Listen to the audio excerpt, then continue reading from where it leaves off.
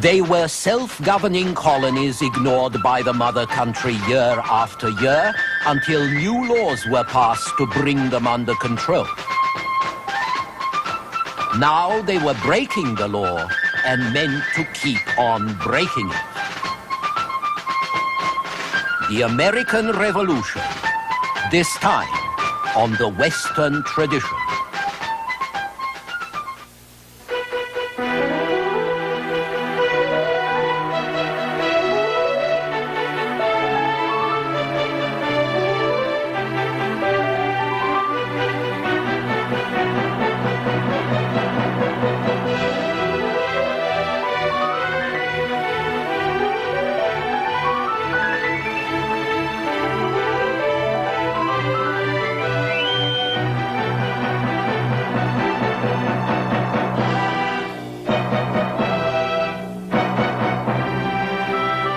And now UCLA professor Eugen Weber's continuing journey through the history of Western civilization. In 1492, Columbus found a new land across the Atlantic, or at least a land new for Europeans. And the world of Western man was increased by 2 continents.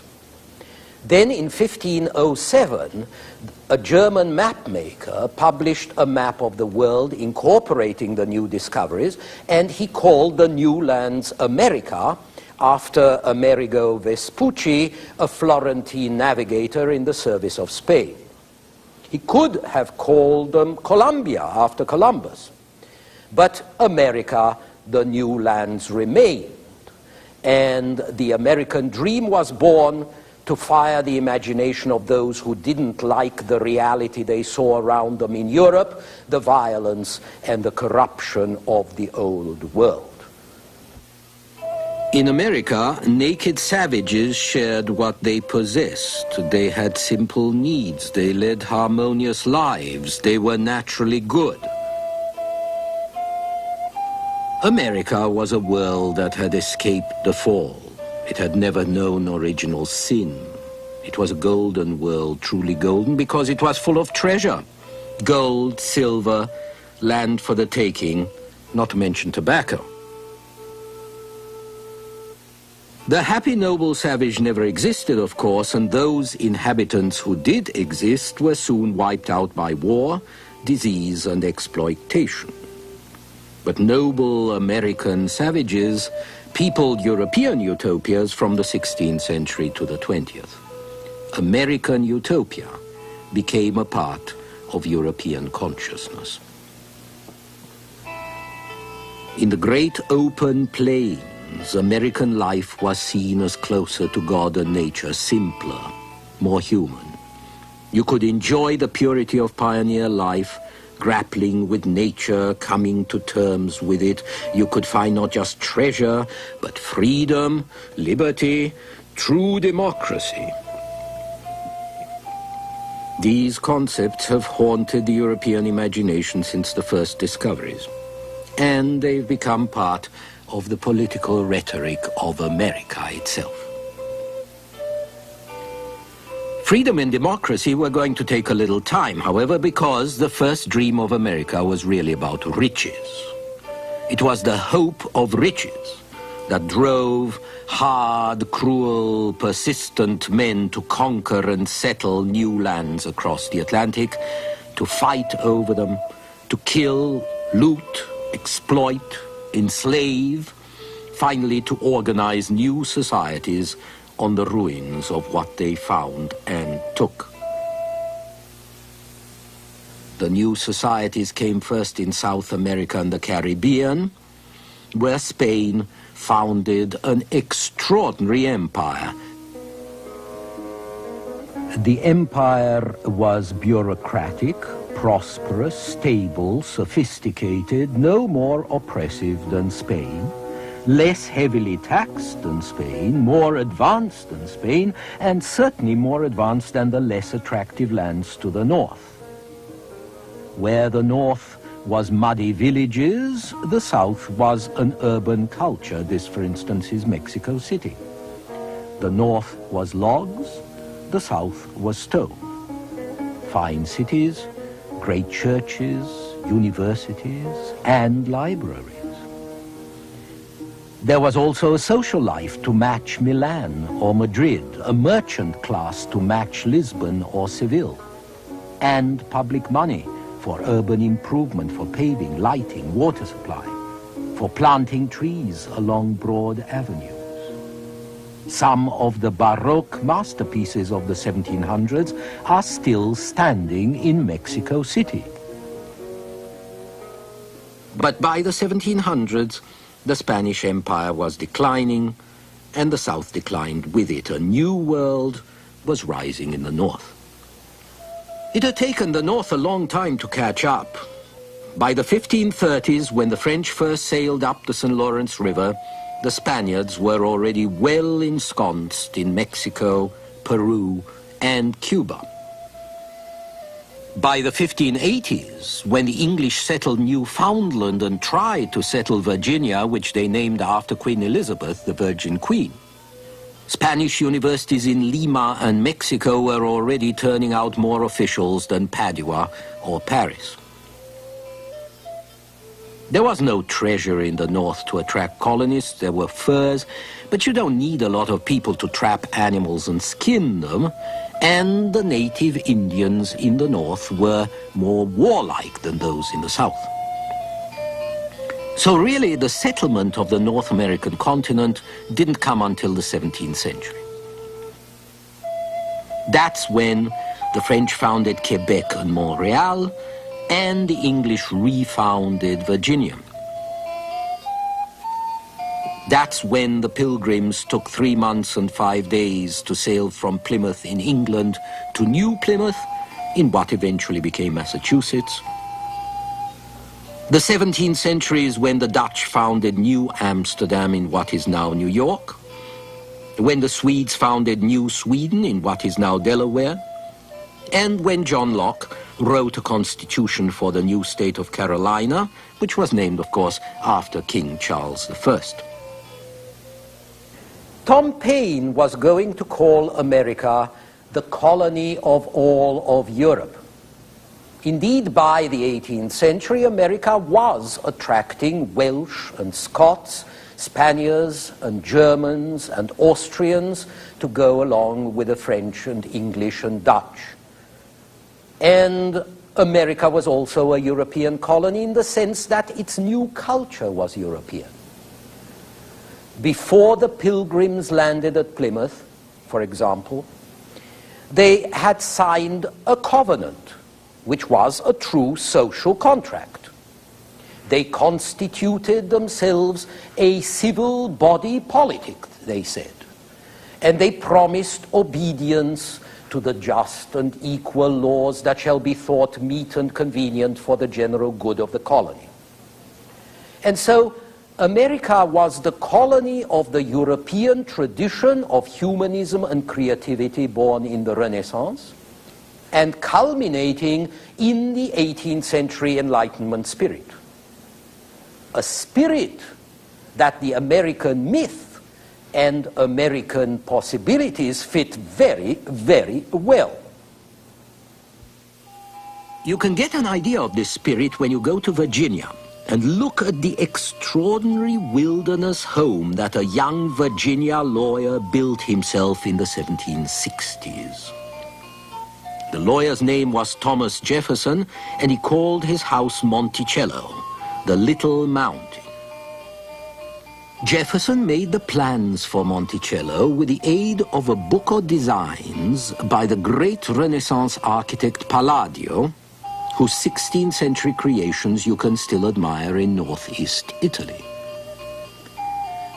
Palladio was coming back in vogue in the 18th century because his lines are the epitome of reason and harmony, symmetrical, proportional, never cold or dull or grandly stodgy. Some of the great buildings of 18th century England are Palladian or Neo-Palladian, but you wouldn't expect a Palladian mansion on the edge of Indian territory. Yet, that is what you get at Monticello, designed and built by a man who was as much a universal man as Alberti was in the Renaissance. linguist, scientist, farmer, educator, town planner, and architect, horseman and musician, and since he was American, Jefferson was typically fond of technological improvements and gadgets.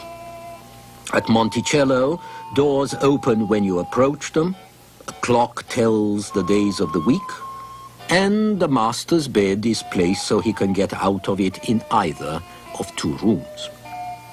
The American landscape may still have been wild in the 18th century, but a society that could produce a Jefferson was highly sophisticated, which also meant that it wasn't exactly poor any longer.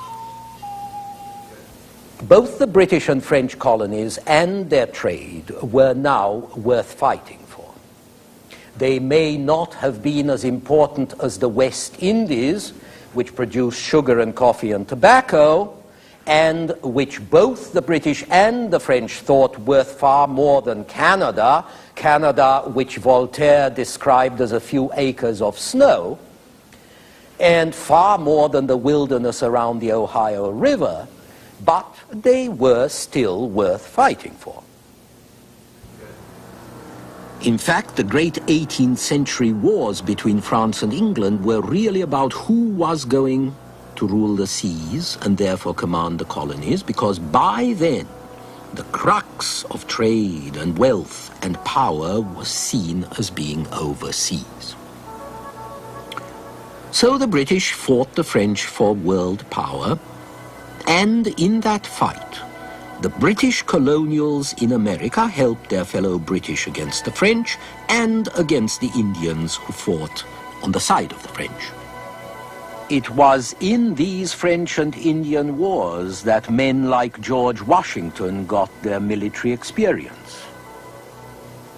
By this time, the colonials had started to call themselves Americans, and they were glad when the Treaty of Paris in 1763 forced the French out of Canada, because that meant the French would no longer hamper their own movement westward. Nor would the French be there to arm and support the Indians to withstand the colonial advance into Indian territories. But when the French had been pushed out, the British, who had been seen as protectors, now began to appear as oppressors, or at least as a nuisance. Because the British didn't want trouble from their disobedient American children, they didn't want the Americans pushing into Indian lands and starting conflicts that would cost money. And even worse, the British, depicted here haughtily regarding a map of North America, the British wanted to tax Americans for services they, the British, provided, services which Americans now felt they could provide by themselves. The British wanted to harness the colonial economy to the interests of the home country. They wanted to control trade in the old mercantilistic way when the Americans were free traders. So almost as soon as the Treaty of Paris had been signed, British and Americans started to squabble, and within 12 years, they started to fight. That was the American Revolution. The American Revolution has sometimes been called 10 years of wrangling and 8 years of war. But actually the roots of the revolution were planted with the first English settlements in America. There are books which emphasize the fact that nearly half the history of this country concerns a period of dependence on Great Britain. This is true, of course, but it also gives a false impression. Because on the one hand, American cultural dependence on Europe in general and on England in particular was not restricted to the colonial period, but went on much longer than that. And on the other hand, it would be quite possible to argue that the American colonies were pretty much politically independent from the very beginning. For the most part, the colonial period is the story of self-governing colonies which were ignored by the mother country for decade after decade. Then, rather late in the day, and as it seemed to the colonists rather suddenly, an attempt was made to tighten things up, to get some effective control over colonial affairs through administration and taxation. The attempt failed, very much as a parent would fail if he or she tried to control a grown child that had never known any discipline. Furthermore, 17th and 18th century England was politically divided. It was torn by civil wars in the 1600s, it was torn by rebellions in the early 1700s. The English never were terribly interested in administering and controlling their colonies, and when they did try to control them, that aroused resentment. So the English drew back. By necessity or policy, colonial relations were oiled by salutary neglect, by letting sleeping dogs lie. And this left its mark on the colonists. It made it hard to order them around. You can drift into a policy, but habit becomes custom and establishes a sort of prescriptive right. There is a story that illustrates this point. 60 years after the Revolution, a man by the name of Levi Preston, who had been a Minuteman in Massachusetts and who was by now a kind of historical curiosity. Preston was asked about the English oppression, so-called, which had started, presumably, all the trouble. Oppressions, he said, what were they? I didn't feel any. Well, there was the Stamp Act. Stamp Act? I never saw any stamps. How about the tea tax? Well, I never drank a cup of the stuff. The boys threw it all overboard. Well, then there were Sidney and Locke on the eternal principles of liberty. Never heard of them. We read only the Bible, the Catechism, Watts' hymns, and the Almanac. Well then, says the interviewer, what the dickens did you go into this fight for? Young men, says Preston, what we meant was this. We always had governed ourselves, we always meant to govern ourselves, they didn't mean we should. Now this conversation, I think, gives us a clear idea of one rather unexpected aspect of the American Revolution, that revolutions don't have to be caused by revolutionary ideas. The American Revolution was a conservative affair. It was fought by some people to resist further change. You might say to resist change and progress in the shape of the growing efficiency and the growing power of the British state. The beginning of the argument between the colonists and the London government was legalistic. The British imposed a tax, and the colonists said you can't impose this sort of tax, it's unconstitutional. And so the British would withdraw the first tax and impose another sort of tax that was just as odious as the first. And when the tax agent kept coming, Bostonians poured tea down his throat after tarring and feathering him. The point, of course, was that the colonists did not choose to pay taxes or to suffer restrictions for the sake of an empire that they no longer needed. It was not in their interest to pay taxes, and you couldn't suppose that they would be such very peculiar people as to sacrifice self-interest to sentiment. They were breaking the law because they didn't like the law and because they felt strong enough to break it, and they meant to go on breaking it, but what they wanted was a good excuse for doing so, a rationalization, a justification of their stand. And so they started to talk a bit less about their rights as free-born Englishmen, and they started to talk a bit more about their natural rights as members of the human race. natural law was much safer ground. It was ambiguous, it was fashionable, and it was just what American patriots needed. Natural law was moral, since it was based on a faith in God and in the perfection of his creation. It denied authority to any government which didn't rest on the consent of the governed. And it was, so to speak, in the air. It didn't have to be argued, it didn't have to be justified. People usually accepted it whole as a self-evident truth. Even so, the revolutionary argument did not rest wholly on natural rights alone. In fact, to start with, the revolutionary leaders had some trouble in deciding which rights they were defending, whether they were British rights or human rights. So they tried a bit of everything. The revolutionary leaders couldn't decide either whether the oppressor was King George or the Parliament. There were appeals for relief from the oppression of the king, which they addressed to Parliament. There were appeals for relief from the oppression of Parliament, which they addressed to the king. There were appeals based on colonial charters, which they addressed to the courts. There were also appeals to the classic virtues dear to the 18th century, and one Rhode Island patriot urged fellow Rhode Islanders to awaken, as he put it, all that is Roman in Providence. Arguments, however, don't make revolutions or win wars. The Revolutionary War was possible because the colonists were too far away for the British to repress the rebellion with the means available at the time.